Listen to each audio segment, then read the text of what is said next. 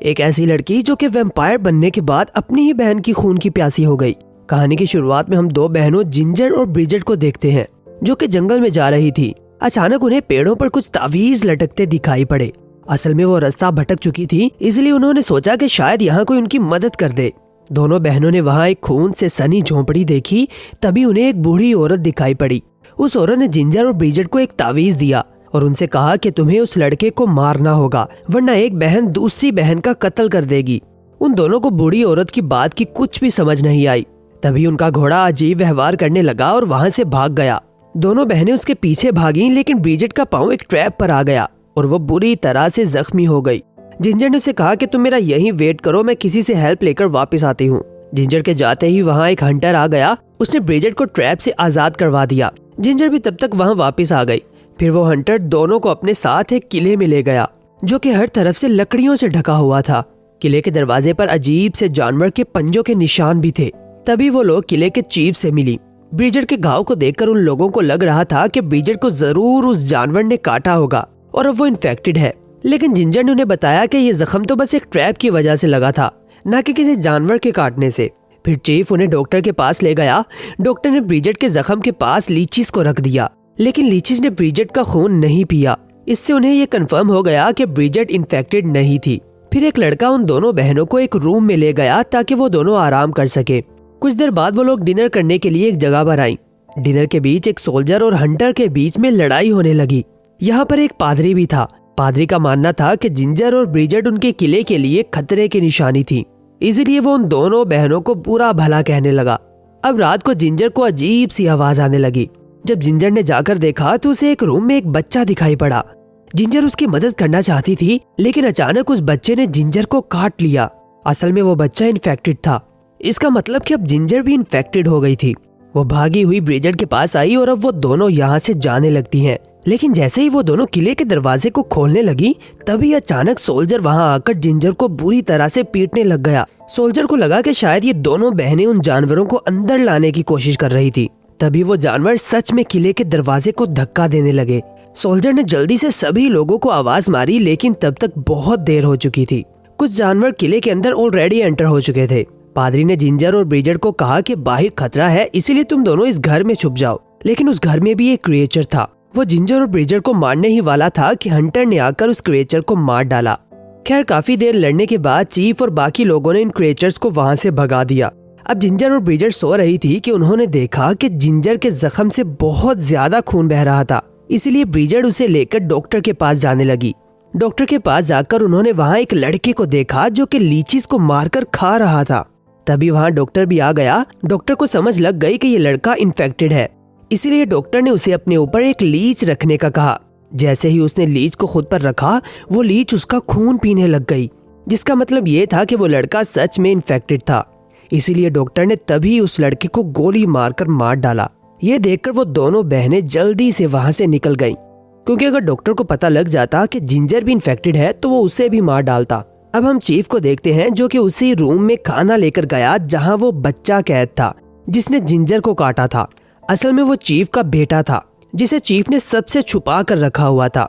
Chief का बेटा वहाँ से भाग गया था, लेकिन चीफ को वहाँ जिंजर का लॉकेट मिला, इसलिए वो सीधा जिंजर के पास जा पहुंचा। ब्रिजेट ने चीफ को कहा कि जिंजर तो अभी बीमार है, लेकिन चीफ को समझ लग गई कि हो ना हो जिंजर को उसके बेटे ने काट लिया है और अब वो भी इन्फेक्टेड है। खैर, फिर चीफ चुपचाप वहाँ से चला गया। अब रात को जिंजर सो रही थी कि इतने में वो बच्चा जिंजर के पास आ गया। उसे जिंजर के थोड़े से बाल उखाड़ लिए, लेकिन जैसे ही ब्रिजेट वहाँ आई, वो बच्चा वहाँ से भाग निकला।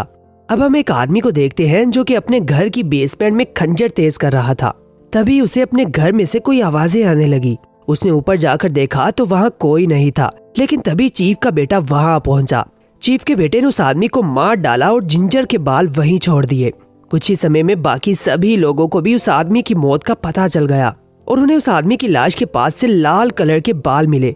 लाल रंग के बाल सिर्फ जिंजर के ही थे, इसलिए उन लोगों ने जिंजर को बंदी बना लिया। ब्रिजेट ने सारी बात चीफ को बताई कि जिंजर तो सारा समय उसके पास ही थी, वो भला उस आदमी को कैसे मार सकती थी। इसलिए चीफ और ब्रिजेट जिंजर को छुड़वाने के लिए जा पहुंचे। डॉक्टर जिंजर पर लीचीज छोड़ने ही वाला था, लेकिन चीफ ने जाकर डॉक्टर को गोली मार दी और जिंजर को आजाद कर दिया। अब वापिस आकर जिंजर और ब्रिजेट को उस बूढ़ी औरत की बात याद आने लगी जब उसने कहा था कि उस लड़के को मार डालो वरना एक बहन दूसरी बहन को मार डालेगी। जिंजर अब खुद पर काबू नहीं कर पा रही थी। वो किसी भी समय बेकाबू होकर ब्रिजेट का खून पी सकती थी। इसलिए उसने फैसला किया कि वो उस छोटे लड़के को मार डालेगी ताकि उसका श्राप खत्म हो जाए। अब जिंजर उस लड़के की तलाश में बाहर निकल गई। जिंजर ने देखा कि वो लड़का अपनी माँ की कब्र पर बैठा था। वो उस लड़के को मारना चाहती थी, लेकिन वो चाह कर भी उसे मार नहीं पाई। तभी उस बच्चे को एक आदमी ने देख लिया। कुछ ही देर में उन्होंने उस लड़के को पकड़ भी लिया। सबको पता चल गया कि ये चीफ का बेटा है, इसलिए उन्होंने चीफ को अपने घर से बाहर बुला लिया। खैर, अपने बेटे को बेकाबू देखकर चीफ ने खुद ही अपने बेटे को जान से मार डाला। लेकिन उस लड़के को मारने के बाद भी जिंजर का श्राप खत्म नहीं हुआ। इसलिए उन्होंने फैसला किया कि वो फिर से उस बूढ़ी औरत के पास जाएंगी ताकि वो इस श्राप को खत्म करने में उनकी मदद कर सके। अब वो दोनों किले से चुपके से बाहर निकल पड़ी। रास्ते में उन्हें एक लड़का मिला जिसे उस बूढ़ी औरत के ठिकाने का पता था। अब वो तीनों उस बूढ़ी औरत की तलाश में निकल पड़ते हैं। लेकिन जिंजर की भूख अब बढ़ने लगी थी। उसका खुद पर से काबू खत्म हो गया, इसलिए जिंजर ने उस लड़के को मारकर उसका खून पी लिया। खैर, देखते ही देखते वो लोग उस बूढ़ी औरत के पास जा पहुंचे। वो हंटर भी उनके पास आ गया जिसने शुरुआत में उनकी जान बचाई थी।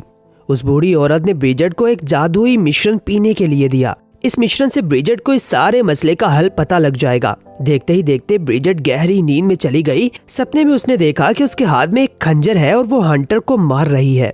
ब्रिजेट को पता लग गया कि शुरुआत में उस बूढ़ी औरत ने जिस लड़के को मारने का कहा था वो चीफ का बेटा नहीं बल्कि हंटर ही था। तब तक जिंजर भी उस बूढ़ी औरत को मारकर वहां से भाग चुकी थी।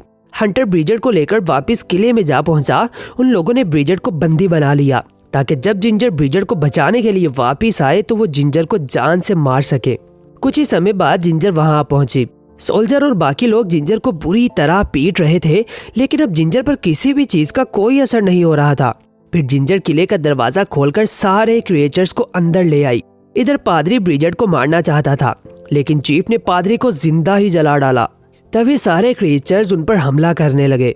चीफ भी अब इन्फेक्टेड हो चुका था, इसीलिए उसने किले में आग लगाकर खुद को ही गोली से उड़ा लिया।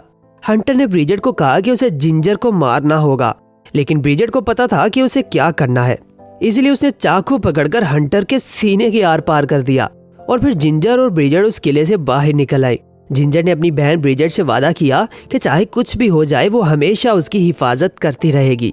मूवी पसंद आई हो तो वीडियो को लाइक और चैनल को सब्सक्राइब कर देना। मिलते हैं अगली वीडियो के साथ, तब तक के लिए गुड बाय।